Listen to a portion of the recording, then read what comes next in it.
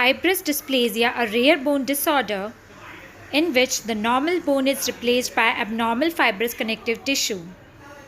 It mostly occurs due to the mutation in GNAS1 gene, which encodes for the alpha subunit of the G protein.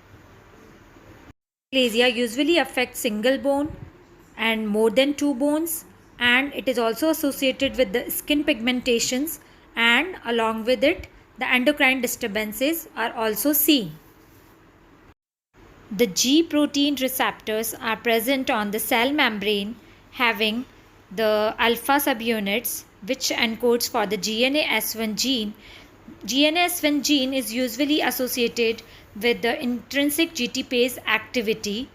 If there is mutation in the GNAS1 gene, then it disrupts the GTPase activity, which in turn leads to the continued activation of the adenyl cyclase, which in turn signaling the cyclic AMP, which activates the protein kinase A, which leads to the phosphorylation and which affects the target cells, which are basically the osteoblast, endocrine cells, and the melanocytes.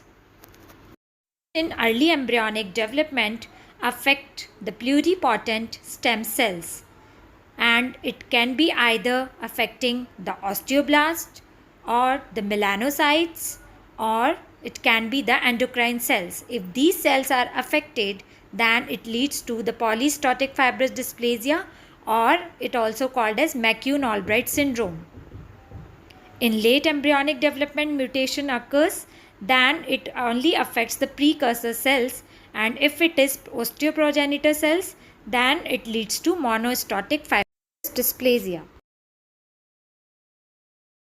Histopathogenesis of fibrous dysplasia.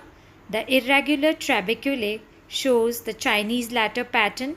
There is no osteoblastic rimming will be seen in it. The cellular fibrous connective tissue stroma going to be visible.